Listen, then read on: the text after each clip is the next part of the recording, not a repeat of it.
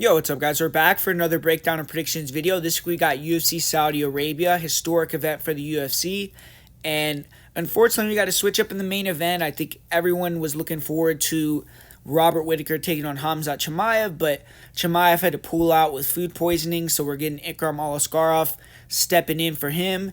And it's still a great fight, but obviously it takes a lot of steam off of this fight card. Still excited to break it down, though. Still excited to watch it. I think there's some decent betting spots. I think there's some props that have pretty high odds that have a good chance of hitting. So always fun to look into these cards and make some money, and that's what we're going to be looking to do. So if you want to get access to other content that I'm doing this week, there's a lot going on. Bellator, PFL, LFA. Then go to patreon.com/mprictionviewer. You'll also get access to the UFC bets that I put down there as well. And besides that, though, man, let's get in this first fight of the night. We got Zhao Long taking on Chang Ho Lee, and it's going to be the road to UFC finale. It's been a while since these guys were supposed to fight. They set it up, it didn't happen, and now they're finally going to get it done. But good matchup. You look at Chang Ho Lee, he is a southpaw. He likes to come out aggressive at the start of the rounds and try to back fighters up, get the clinch against the fence. From there, he has good trips, throws, and in his last fight, he did get reversed on multiple occasions and was kind of losing the wrestling and grappling exchanges in the first two rounds. But he showed he isn't an easy guy to hold down. He was scrambling well, and even though his opponent got his back a few times, he stayed calm, and in the third round, he was fresh and ended the fight. So he has good cardio, good composure, and when he can actually get on top, he's a problem. He has heavy ground and pounds. He's methodical. His last 3 wins in a row are ground and pound wins. And striking-wise, he'll throw some kicks with the left leg and mix in some heavy punches, but the striking is used to get into the clinch, and he's looking to get top position, and if he can do that, he has a solid chance to stop anyone. And his conditioning looks good. He looks durable, and he's going to be going hard for 15 minutes. Even if he's losing, he has that heart. His opponent, Zhao Long, he's a rough and rugged fighter on the feet. He's aggressive, throws big punches. His chin is right in the air, but his power, volume, and combos are solid. He throws good kicks too. And I think fighters he's fought recently, he's been really worried about being taken down. And in this fight, it's kind of going to be a similar situation, which has limited his offense, but he should have the better striking here in this fight. I just think defensively, it's hard not to worry about him being clipped, but he isn't someone who's chinny or anything. He should be good. He's only been finished with strikes 3 times. One was a doctor stoppage, and the other 2 were in 2016 and 2017. So it's been a long time since he's been finished. Most of his wins are via decision, 13 decision wins. So his cardio is on point too, and he's a big and strong guy for the weight. He likes to clinch, look for his own takedowns. And his takedown defense and scrambling ability are really good. He's extremely hard to hold down. And I think if Lee's going to go for their sacrifice throws in the clinch, he's going to end up on his back. And I think Long is going to end up out-scrambling him and being better in Chang Ho Lee's best area. Long has 9 submissions, but this fight I think is likely going to go to decision. Zhao Long has solid cardio. He could push the pace. He will get tired, but he fights through it well. And I think Zhao Long should win this one. He should be the better striker. I think that he'll be a superior scrambler and stronger in the clinch. Lee won his last fight due to his opponent gassing pretty hard, and I don't think that Zhao Long is going to gas out. Long has 34 fights, comparison only 10 for Lee. And the only thing I'm really worried about here is Long getting clipped and hurt. Lee does have heavy ground and pound, kind of a tricky head kick, so maybe he could do something, but unless he hurts Long and gets on top, I don't see him being able to take him down or hold him down if he does take him down. And I think that Long's going to be able to get the job done here. So give me Zhao Long to get the win in a closely lined fight. And up next here, we got a really good fight. Light heavyweight bout, 2 big guys, 2 of the taller guys in the weight class. And it's fun to watch Magomed Gadzhiyasulov because he's a really skillful guy for being a light heavyweight. He has great kicks. His stand-up is on point. Good counters. He is very fast with his hand speed. Attacks the legs, the body, the head, so he's 3-dimensional striker. And he also can wrestle too. He has great timing with everything that he does. And if he's in a very pretty technical fight, he's tough to beat, man, because he's very skillful on the feet. He rips the body with hard kicks, and eventually you're going to get tired of getting beat up to the body and the legs with his kicks and try to close that gap, and he's going to snipe you and be able to knock you out. Or you're going to stay at distance there, and he's going to finish you with his body kicks. So he has multiple ways to finish, and another way that he has is if he times that double, gets on top, he can ground and pound you out. So I feel like Gadzhiyasulov is definitely a problem in the weight class. It's just he doesn't have a lot of experience. He ran over a lot of opponents, and you could see that when fights go later. His fight on the Contender Series, he fought an opponent that was way undersized and overmatched in the fight, and he treated him like that. He dominated him for the most part, but you could see in the third round he definitely got a little tired, let his opponent back into the fight, and he still, I believe, won that round pretty clearly, but you could see that his gas tank might be a bit of an issue, and he is a kind of a taxing style, but most opponents I don't think are going to be as tough as that guy that he fought in the Contender Series, and he's going to likely get a lot of guys out of there. But Brenton Rerio, he is coming off that bad knockout loss. He had a good debut in the UFC, and then had that crash and burn in his next subsequent fight, and he's going to be looking to bounce back from that. I feel like Rerio is a pretty good fighter. He's dangerous and throws nice straight shots. Obviously, he has a crazy long reach, and he has good hand speed, and he's athletic, so he has a lot of positive traits. If he finds that chin with the 1-2 or with the long uppercut or one of the big shots that he has, then he could definitely knock you out. We saw that on the Contender Series, and that's the fight I was talking about. I guess he has owned one in the UFC. I misspoke there. His win was on the Contender Series, and then he lost his UFC debut, so still looking to get that first UFC win, actually. But on the Contender Series, you saw he landed that straight right and got the finish there. And his guillotine, he has some guillotines on his record, but I would be kind of very surprised to see him guillotine Gadzhiyasulov. It seems like his grappling, once he gets to his back, is not very good.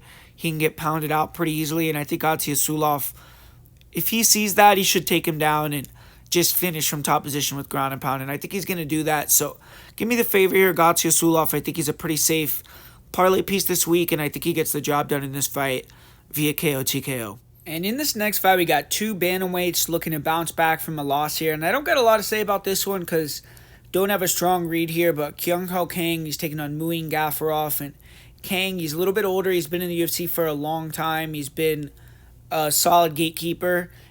And Gafurov, he's coming to the UFC and kind of underwhelmed a little bit.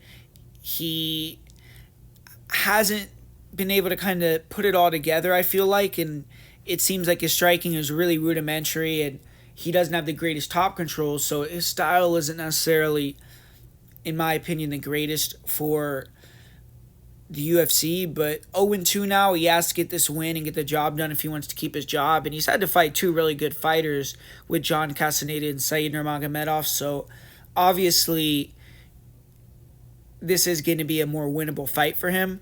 And when you look at it, Gafurov, his style is just putting the pressure on, being aggressive, and trying to wear you out, man. He trains with Merab Dvalishvili, and he has that same type of output. He comes forward, he throws bombs, he has power in his hands. Even though he doesn't really set his strikes up well, he's just kind of winging shots. If he connects, he will hurt you, and then he can wrestle fairly well, and he could push the wrestling pace. He can take you down over and over against the cage, and that's how he usually beats guys. He works them over and kind of just wears them down and either gets a decision win or gets that early first round finish. A lot of opponents, he's been able to kind of use his athleticism. He can throw some spinning attacks sometimes, or, you know, some of those big punches and get guys out of there. He can get some quick submission wins, but when he's facing tougher fighters, it seems like it's a little bit harder for him to get like super quality offense off, but he does have that ability to blanket you and win in that manner. And with King, he has good takedown defense, a solid jab, pretty good striking with his Muay Thai, but I feel like recently he hasn't been letting his shots go very much at all. I wasn't impressed with his last performance. And like I just said with Gafurov, anything you could say about the guy technically deficiency wise, he does bring that output and pushes the pace. So I think that could be kind of the difference in the fight. Kang might stay back, land some nice jabs, some calf kicks, and chip away a little bit. But I do think that he'll give up some cage control time where he's getting clinched against the fence, and I think that he'll let Gafurov wing some big punches, and even if he's blocking them or rolling with them, taking a lot of sting off of them, they'll still look good in the judge's eyes. And if Kang isn't doing enough, it could just be the difference in the fight. So don't have strong conviction on this one, but I'm going to go with Gafurov via decision. And this next fight, we got an awesome fight. I feel like this should be higher up on the card, just given the respect that Nicholas Doby has garnered among hardcores recently. But Fakhretdinov versus Nicholas Doby, and excellent matchmaking here. I feel like Doby deserves to step up. Fakhretdinov kind of dropped the ball a little bit in his Aliskerov fight where he let the wind slip through his fingers and got the draw. So I think it's deserved that he took a bit of a step back, or not a step back, but maybe a step sideways instead of a step forward after that performance. But I'm still high on Fakhretdinov. I actually have picked against him in a couple fights, kind of very bad predictions, but I feel like he's a good fighter, man. He's getting more comfortable in the stand-up. I think that was kind of his downfall his last fight, because you could see he hurt Zaleski right away. Like the first 10 seconds, he drops him, and it seemed like that gave him a lot of confidence on the feet to play around, to walk Zaleski down, laugh, get in these exchanges. And I think that he was very confident and comfortable on the feet, and he could have taken him down, or he could have maybe pushed the pace, but he was having too much fun in there, and then that led to him getting a little bit tired, and then Zaleski started kicking him and eventually found that body kick and hurt Fakhretdinov pretty badly. So Fakhretdinov has have to learn from that, and I think he will. I think that he's going to be all business for this one, and I see the takedowns coming pretty easily. Nicholas Doby has good striking. Obviously, he has that long stance, tries to bounce in and out with the combinations, great cardio, really nasty on the inside with knees, elbows. He'll try to push the pace. He can break you. His offensive grappling is pretty solid, but I'm not a fan of his takedown defense. I feel like Fakhretdinov is going to take him down whenever he wants to, more than likely. And Doby isn't going to be able to do much off of his back, I don't think. I don't think that Doby's going to be able to get back up. And Fakhretdinov just drains you, man. And I think that he has the cardio to do that for 3 rounds without getting tired, like some of these more inexperienced guys or kind of older on their way out guys that Doby's been fighting. So Doby's never been finished technically, even though he does have that no contest where he got choked out by Jesse Ronson. That's the only time in 27 fights that he's been stopped. And I think Fakhretdinov will probably take this one via decision, be smart, get the takedowns, beat up Doby from the top position, but Doby will stay tough, move enough to not get finished, and get this victory. So Fakhretdinov via decision is the prediction for me here. And this next fight, this is a great fight right here. Felipe Lima, he's stepping up on short notice, but I'm a fan of this guy. He has that aura about him. He's the Octagon MMA champion. He was also a champion in Sweden, I believe. And he's a Brazilian guy, but he trains at All Stars Training Center, which Alexander Gustafsson's gym, one of the better gyms, more well-known gyms in MMA. And Lima's a really skillful guy. He's young. He's 22 years old, I believe, but walks fighters down. He has a upright stance, stands very tall, but he throws really fast kicks, leg kicks, body kicks, head kicks, and really nice straight punches down the pipe. And he's a good counter puncher. He picks his shots well. I feel like his defense is good. I mean, he has quick reflexes and he avoids these shots, but I'm a little bit worried about how high he keeps his chin and he doesn't move his head the best. I feel like someone that maybe comes forward and is wild with combinations like Naimov could maybe clip him. But Lima is the more technical striker if they just have a pretty striking fight. And he's fast, athletic. He's going to be the sharper guy. And Lima's a very, very good grappler. I think that's he's actually a better wrestler grappler than he is a striker. He is very strong. This is at 135, so I don't know how much it's going to translate up. It could be a little different. But he dominates guys in the body lock position, can take him down, and on top he has good top control as well. He has solid grappling. So Lima's well-rounded. His cardio's decent. I feel like that's probably the next thing that he needs to get better at is his cardio, and that's a little bit worrying, especially short notice match coming up to 145. He was getting ready for a fight, but it was July 20th, so it was a little bit far away, but hopefully he was in decent shape, and the weight cut probably won't be an issue.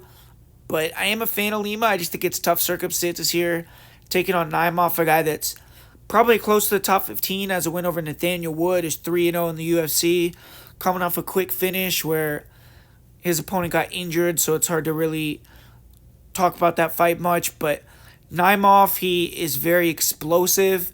He can struggle a little bit with guys that can keep that distance and can move well, like we saw with Jamie Malarkey, was piecing him up.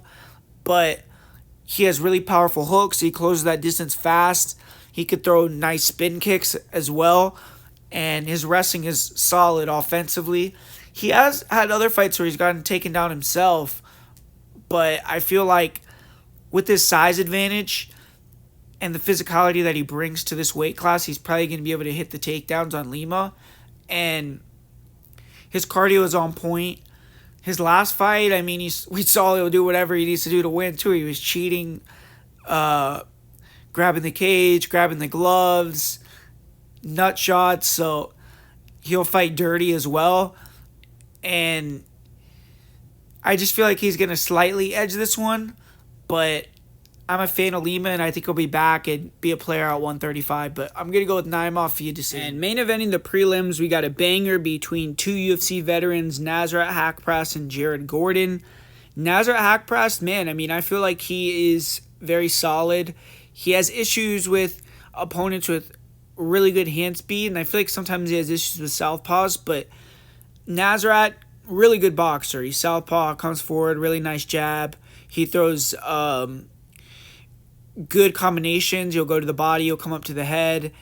He has power, and his hand speed is on point. He usually is the faster guy, and in this fight, he's going to have a lot faster hands. He's going to hit harder, I believe, as well. And he struggles, like I said, guys that can outspeed him, because that's what he likes to do. He likes to kind of pull counter. So that's his game plan. And he walks you down, pull counters you. He has had issues with low kicks, but Gordon, I don't see him as like a crazy leg kicker. And it's going to be southpaw versus orthodox, so I don't think that's going to be a huge factor. We saw that be an issue in his fight with Quinones, but that was southpaw versus southpaw. I think that on the feet, Nasrat's going to be faster. He's going to have the slicker hands, the more power. And in order to get ahead, Jared Gordon's going to have to make it an uglier fight. He's going to have to try to use kicks on the outside and then close that distance, get past boxing range, like into that clinch range, and muddy it up, look to land in the dirty boxing style of fight, and then maybe mix in some takedowns. But I think Nasrat's going to be really difficult to take down as well. And both these guys are dogs. I feel like they have great cardio, and they're willing to dig deep and fight hard. Haqparast, he'll take damage to win fights, and he's definitely a durable guy. He has no quit in himself, and his cardio is something that he utilizes to take over fights and win fights. And Jared Gordon, kind of similar. I just feel like Nasrat's going to beat him on power and athleticism and just being a little bit better in the stand-up. I don't think Gordon's going to be able to get those takedowns. But the line's a little bit off. I feel like Gordon is someone that has surprised before. He's a performer when the lights are on him. And he could go in here and, make it a really close fight, maybe squeak out a decision. So I'm picking Haqparast, but I think it's a dog or pass at the line. But I'll predict Haqparast via decision. And up next here, we got a battle of two guys that have been around the top for a long time at light heavyweight, but this kind of a crossroads fight for both of these guys, where the loser is going to take a tumble down the rankings and the winner is going to get another opportunity at a top guy. But Johnny Walker versus Volkan Oezdemir, both these are actually, Volkan's coming off that win over Guskov, where he took that step down in competition, got the quick victory. Walker coming off that pretty vicious knockout loss to Ankalaev. Obviously a big difference in the level of competition there. But both these guys, we've seen them, we know what they could do, and we know what they're all about. And it's going to be someone getting knocked out, I feel like, just the way that Volkan Oezdemir's been fighting recently. Oezdemir is all gas, no brakes with his style lately. He comes forward, tries to get right in your face. He'll throw those big thudding leg kicks and then close the gap and land nice hooks. He throws nice 3-2s, and he has big power in his hands. Obviously, is that no time nickname, has some really fast finishes. And Walker's chin isn't the best. I mean, if Volkan can close that gap, get in a boxing range, touch Walker on the chin early, we could see Walker getting knocked out. And Volkan has gotten a lot better with his takedown defense and his get-ups, but his cardio isn't the best. Slows down, and then you'll start to make mistakes. He's reckless with the striking, and he can get clipped and hurt. He has an iron chin, and he used to not have any knockout losses, but he has gotten knocked out a couple times now at this point. And obviously Walker is one of these guys that could catch you with something dynamic and put you out. But with Johnny Walker, he is going to be wanting to use his length, obviously, throw these kicks at range, be a little bit more active, try to move laterally, and then pull Oezdemir into a big shot and knock him out. I feel like Walker probably has the cardio advantage too, but I don't think Volkan's going to make this a fight where Walker could point fight on the outside, and I don't think Walker has the ability to mix in the takedowns. So I think they're going to meet in the middle, and someone's going to get clipped. I'm going to say Oezdemir wins via late first or second round knockout, and that's going to be my prediction here. And this next fight, we got a really good fight, Kelvin Gastelum versus Daniel Rodriguez. I feel like these guys are very similar. They both are southpaw boxers that like to go in there and go to war. Similar fight to me with that Kelvin had with Chris Curtis, where that was a banger, and I think this one's going to be exactly the same if Rodriguez comes ready to go. I think Kelvin, even though he hasn't had the best performances lately, he's had a lot of injuries, he's going to come in shape and ready to fight. With D-Rod, his last couple performances, he hasn't looked the best. He hasn't looked the most prepared. So hopefully he sees this opportunity and comes in on point ready to go. He is older and obviously coming off those losses, one of them being a knockout. So we're going to have to see how he bounces back from that. He's also had a little bit of a layoff. Gastelum, he had that fight where he got dominated by Sean Brady. He ended up getting submitted, but didn't really take much damage in that one. He just got easily out-grappled and dominated. So hopefully he went right back in the gym, kept working, stayed in shape, and get to come in here tuned up. But I just think these guys are going to box, go to war. It'll be an entertaining fight. I think Gastelum, if he's smart, maybe will mix in a takedown or two and steal the fight with that. But I also feel like he is going to be maybe a little bit more active and a little bit crisper with the boxing as well.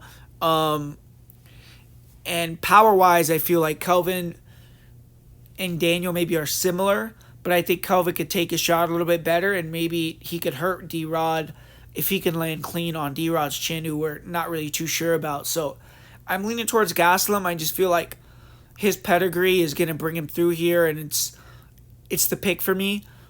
So I got Gastelum, and I'll say he wins via decision. I think D-Rod is still tough to finish, even though he got stopped a couple times.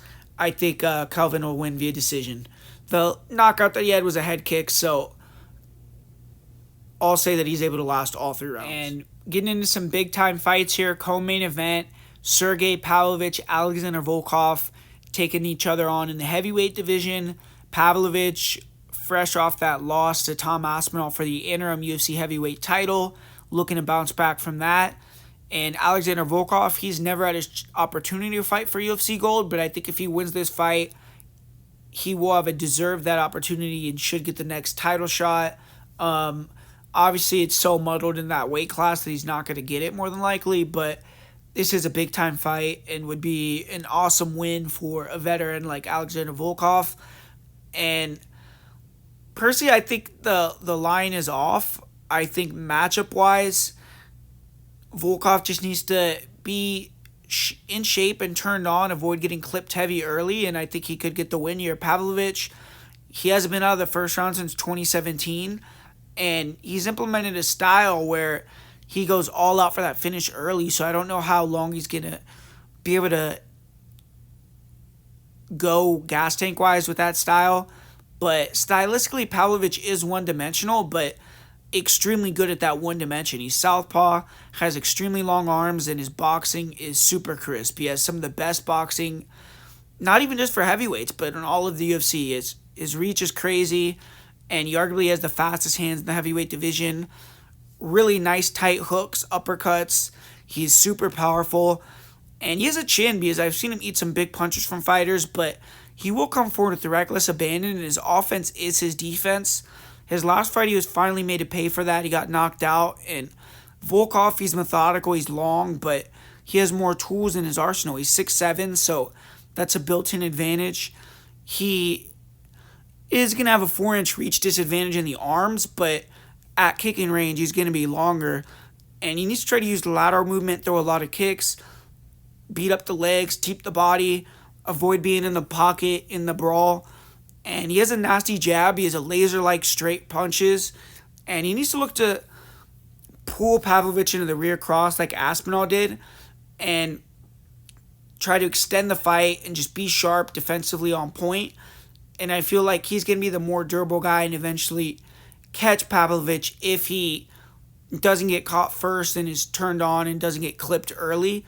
I also think that Volkov, if he can get on top, he's going to be able to finish the fight. I don't think Pavlovich is very good off of his back, but I do believe we haven't really seen Pavlovich's possible progression in the wrestling because he hasn't had anyone really try to take him down, but he has been working with Steve Mako for a while, who's one of the better wrestling coaches for MMA, and Volkov's problems and his losses mostly have came with guys trying to take him down, so maybe we'll see Pavlovich go in there, get a takedown in this one, but we've never seen him do that, and I don't think that's going to happen. I think that Pavlovich is going to go in there and throw bombs, and Volkov should have the cardio advantage, and I think he's the more durable of the two, if I had to say, even though both could take a shot. If this fight gets out of the first, I think Volkov probably will be able to take over, and I just feel like it's a 50-50 fight, so the line, I think, should be closer to a pick'em than 2-1 difference. And I get people, like a lot of people are talking about Volkov saying that he got beat up in sparring, but I don't know how serious to take that. It could be a facetious comment, so I'm going with Volkov. I'll say he wins via second round knockout. And finally, we got the main event. We got Robert the Reaper Whittaker taking on Ikram Aliskerov, and both these guys have to be commended for maintaining this fight here. Whittaker easily could have said he was out after the Chimaev opportunity got taken from him. Aliskerov could have said no to going from Antonio Tricoli to this fight, which is a way different matchup and much harder matchup.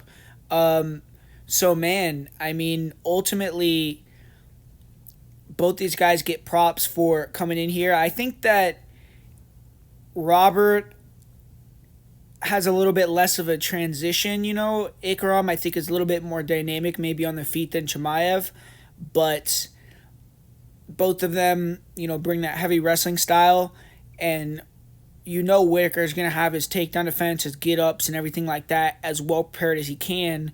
So I think it's going to be hard for Ikram to get that wrestling going and just blanket Whittaker like that. Whereas Ikram, obviously, he was getting ready for a 3-round fight.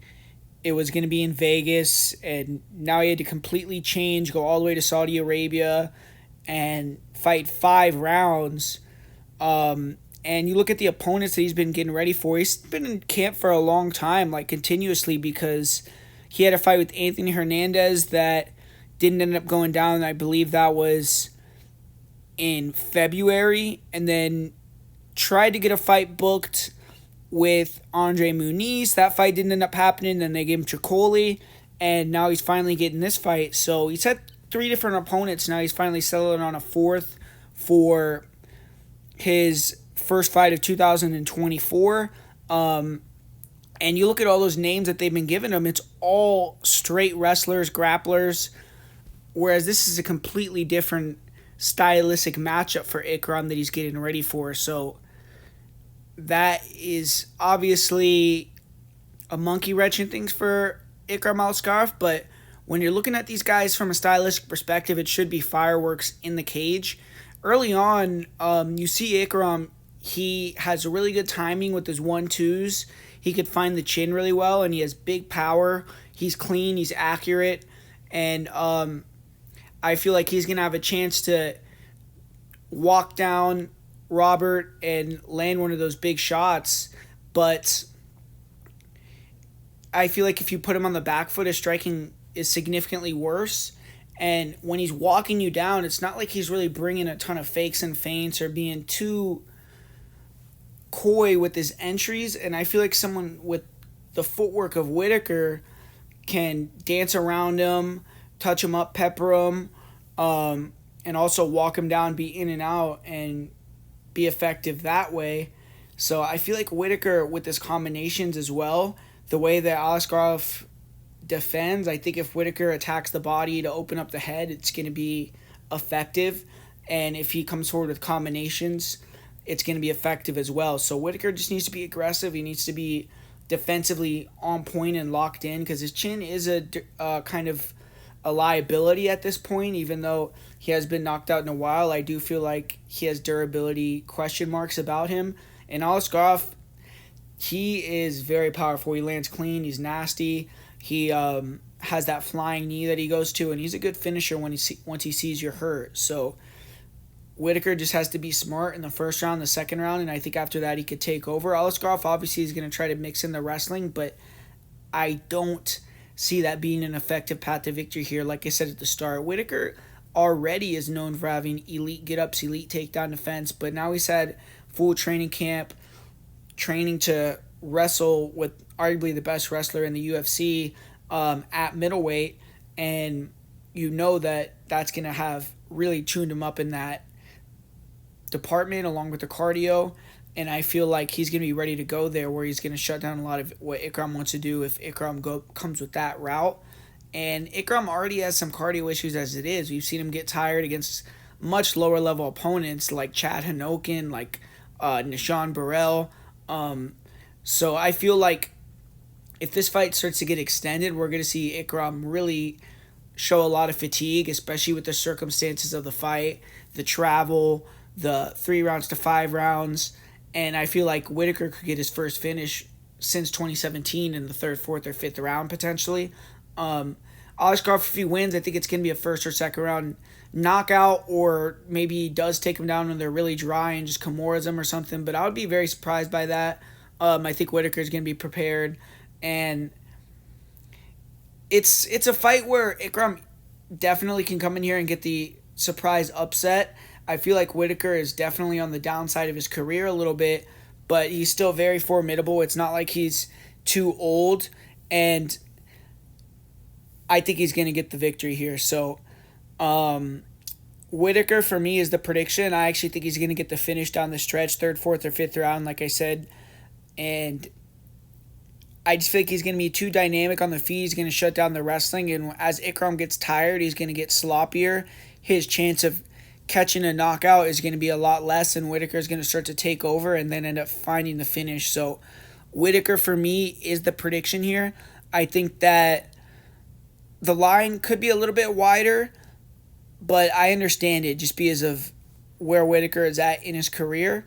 But Robert Whittaker is going to be the prediction for me. So there you have it, guys. It's a full card breakdown and predictions video for UFC Saudi Arabia, Robert Whittaker versus Ikram Aliskerov. Hopefully you enjoyed it. Hopefully you learned something. If you want access to my bets for this fight card, if you want access to bets and breakdown and predictions for LFA this week, the PFL this week, Bellator, potentially BKFC, then go to patreon.com/prediction guru. I'm one of the top 10 bettors on Bet MMA tips that are non-reckless bettors.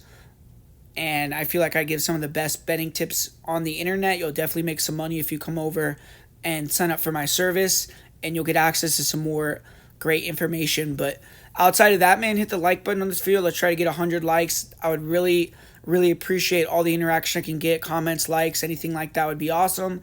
Come check out the live stream with me and Fitz on Friday night, 7 p.m. Pacific time, 7 p.m. Eastern time, 10 p.m.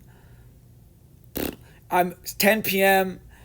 Eastern time, 7 p.m. Pacific. I'm sorry about that. Come check it out. Live stream. We're going to be doing more talking about a betting perspective, give you guys some free bets. So definitely come ask your questions over there and get access to some free bets. But as far as the parlay of the week and the most confident pick goes for this week, for my most confident pick, I'll go with Magomed Gadzhiyasulov.